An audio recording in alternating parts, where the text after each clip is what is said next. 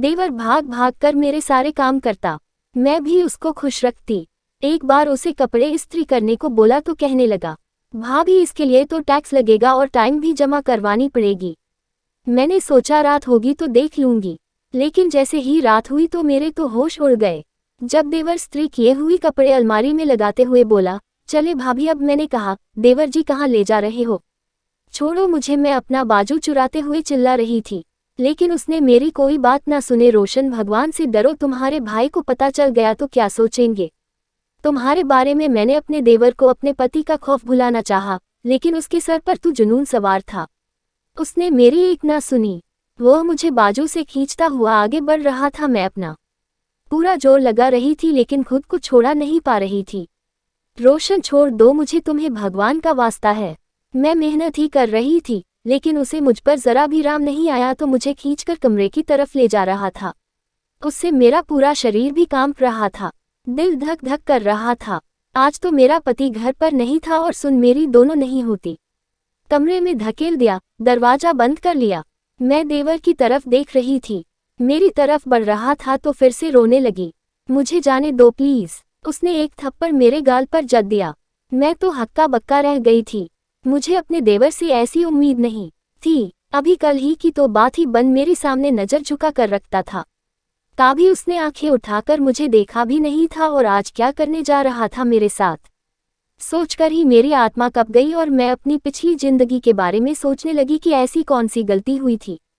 मुझे से शादी ऐसे इंसान से हुई थी, उसका आगे पीछे कोई नहीं था, छोटे भाई के अलावा ना कोई बहन और ना रिश्तेदार। मेरा रिश्ता आया तो मैं बहुत खुश थी। लड़का अच्छी जॉब करता था, मुझे सास नंद की टेंशन नहीं थी, इसलिए मैंने हाँ कर दी। मैं अपनी शादी पर बहुत खुश थी। तब कुछ मेरे मुताबिक हुआ था।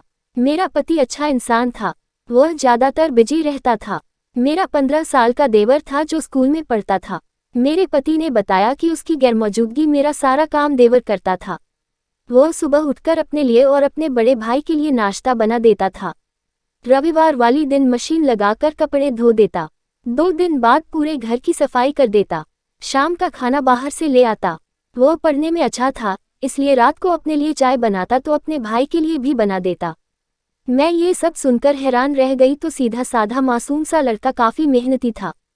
फिर मेरे पति ने मेरा हाथ थामते हुए कहा कि मेरा भाई बहुत छोटा था ना, तभी मेरे माँ पिता इस दुनिया से चले गए, अब मुझे संभाल रहा है।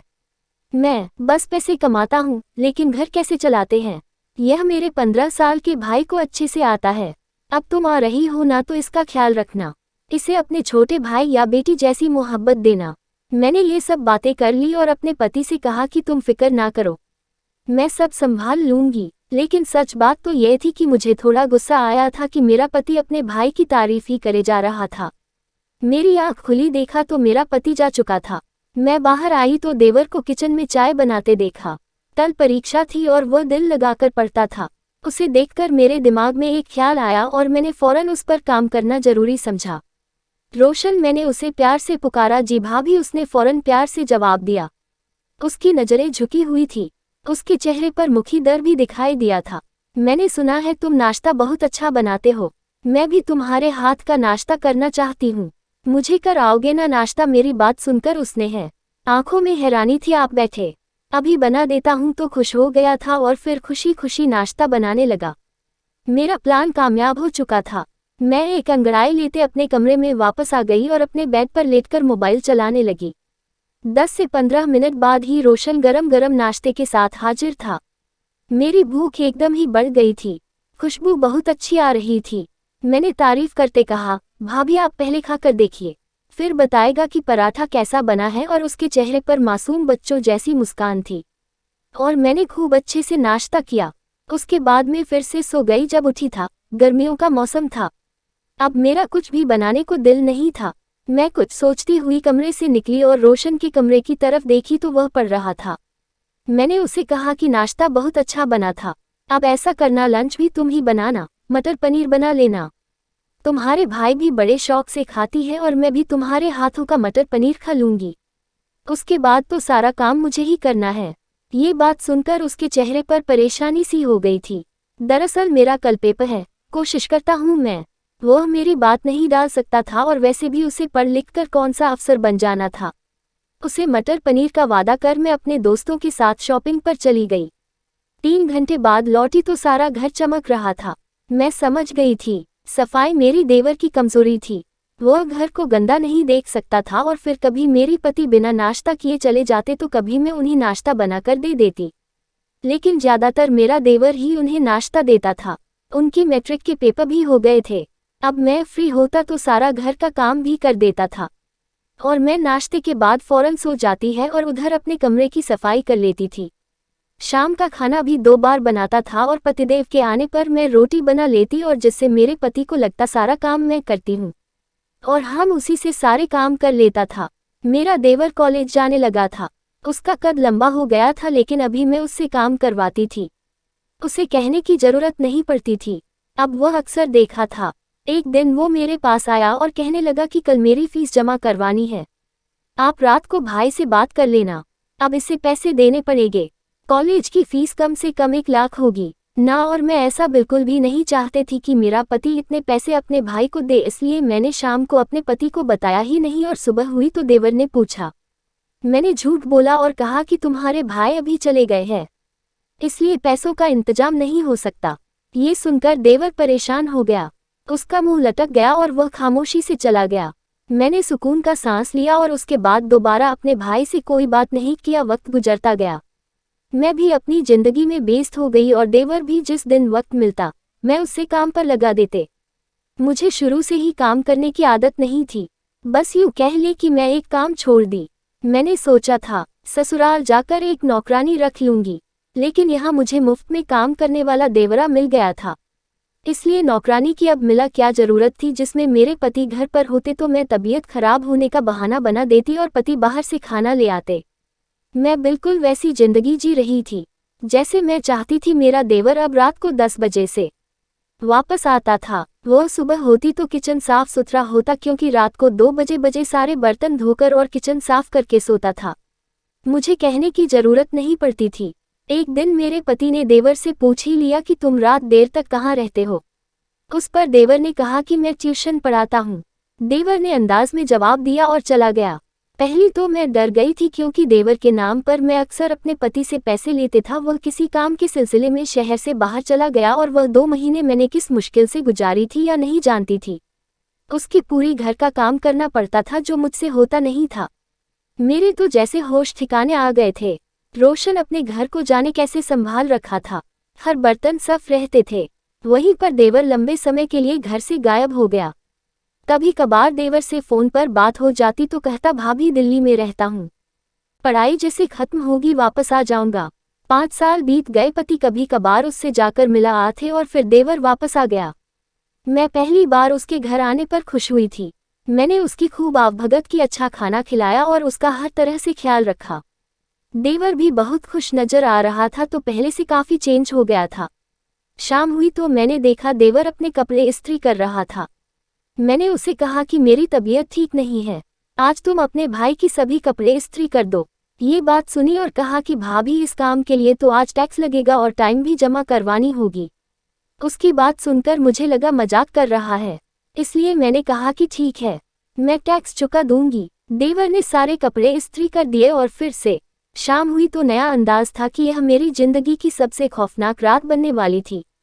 शाम होते ही मेरे कमरे में आया और कहा कि चले भाभी फाइन जमा करवाएं। तो काफी गंभीर था, लेकिन मुझे हैरत हुई कि किस टाइम की बात कर रहा था। देवर जी कौन सी फाइल? मैंने हैरान होते वो पूछा। ये तो आपको ऑफिस पहुंचकर ही पता चलेगा। नहीं बने उसे गंभीरता से। अगर यह मजाक है तो मेरे पास बिल्कुल भी टाइम नहीं है, मुझे जरूरी काम से जाना है, मैंने लापरवाह अंदाज में कहा और अपना बैग उठाती कमरे से बाहर निकल आए। लेकिन मेरा देवर आज तक मुझे कभी भी गंदी नजर से नहीं देखा था। मेरा बाजू थाम लिया। मुझे तो जैसे कैसा लगा था। जिस देवर ने कभी मुझे नजर उठाकर भी नहीं देखा था, उसने आज मुझे छुआ था। ये बहुत बड़ी बात है। यह क्या बदतमीजी है? छोड़ो मेरा बाजू, मैंने गुस्सा करते हुए कहा। छोड़ दूंगा, पर पहले हिसाब बराबर करने हैं। कुछ ऐसा था कि मेरी रीढ़ की हड्डी में सनसनाहट दौड़ गई। मैंने खुद को छुड़ाने की बहुत कोशिश की, लेकिन बार बार मुझे खींचकर कमरे की तरफ ले जाने लगा। मैं डर गई थी और उससे ये कह रही थी कि तुम्हारा भाई तुमसे नाराज हो जाएगा अगर उसने तुम्हें मुझसे बदतमीजी करते हुए देख लिया। पर उसने मेरी एक ना सुनी। वह मुझे अपने कमरे में ले गया और एक जोरदार थप्पड़ मुझे मारा। ठीक ठाक पर ऐसी क्या अपने भाई को हमेशा धोखा दिया। वह गुस्से से लाल पीला हो चुका था। मैं तो हैरान रह गई थी। फिर उसने एक फाइल उठ और मेरे सामने रखा दिए थे कि आप जो गवर्नमेंट की छुप छुप कर बेचने का काम कर रही है उसकी सारी जानकारी है। मैं आपके जितना भी टैक्स है वह आपको चुकाना होगा। वह क्या बोल रहा था मुझे कुछ समझ ना आया। और ये देखिए मैं एक इनकम टैक्स ऑफिसर हूँ, जानता हूँ आप जायज बिजनेस कर रही हैं लेकिन गलत तरीके से कर रही है। इससे पहले आपको लेकर जेल जाएं। खामोशी से पूरा पूरा कर चुका दो। उसे अपना काम मेरे सामने किया और मैं हैरान रह गई तो क्या कि वह ऑफिसर बन चुका था। इतनी लंबी टाइम से वह घर से इसलिए गायब था क्योंकि वह ट्रेनिंग पर गया हुआ था। वह सारा हिसाब किताब है जो आपने मेरे नाम पर भाई से पैसे लिए वह सारे आप चुकाने होंगे। मैं खाड़ी खाड़ी ना छोटे देवर को देख रही थी। जाने उसे कैसे मेरे बचने का पता चल गया था। हालांकि मैंने बहुत राजदारी से सारा काम किया था। जानती है जब पहली बार इस घर में आई थी तो मैंने आपको भाभी नहीं मान सकता था। वो प्यार का भूखा बच्चा था अपने हाथों से काम करते करते। पर आपने क्या किया, आपने मुझे नौकर नौकर बना लिया। देवर की आंखों में आंसू आ गए और मेरा सर झुक। मैं जानता था अगर मैंने इनकार किया तो आप मुझसे नफरत करेगी, भाई को मेरे खिलाफ हो जाएंगी। इसलिए मैं खामोशी से आपकी हर बात मानता गया। ठीक, हाँ आपने मुझे नौकरानी बना के रखे थे। नहीं, आपको मुफ्त में सब मिल रहा था। मेरी ऑफिस वालों ने ये पाई मुझे दी है। वो आपको गिरफ्तार करना चाहते हैं। मैंने देखी थी। मैं आपको मना करूंगा क्योंकि मैं नहीं चाहता आपकी वजह से मेरे भाई की बदनामी हो। और यह सुनते ही मैं फूट फूट कर रोते पत्थर बन गई थी। मेरे अंदर भी कहने पर पति से छुपकर एक दूसरे शुरू कर लिया था जिसमें मैं नंबर 2 तरीके से माल का लेन देन करती थी और इस तरह गवर्नमेंट कटारा तड़प जाती थी। जानती थी कि गलत काम था पर लालच ने मुझे अंधा कर दिया था। तब मैं यही था कि मैं पूरा जान चुका हूँ और अपने देवर से भी माफी मांग लेती और सारे पैसे उसे दे देती। मैंने ऐसा ही किया जा रहा है। अब क्या हुआ, क्या पैसा इनकम टैक्स वालों को दे दिया, दिल से माफी मांगी। देवर का ये जानता था कि उसे पति के सामने मेरी इज्जत लगती थी और फिर उस दिन से मैं सुधर गई। पैसा तो आनी जानी चीज थी, असल चीज तो रिश्ते थे जो मैं खोना नहीं चाहती थी।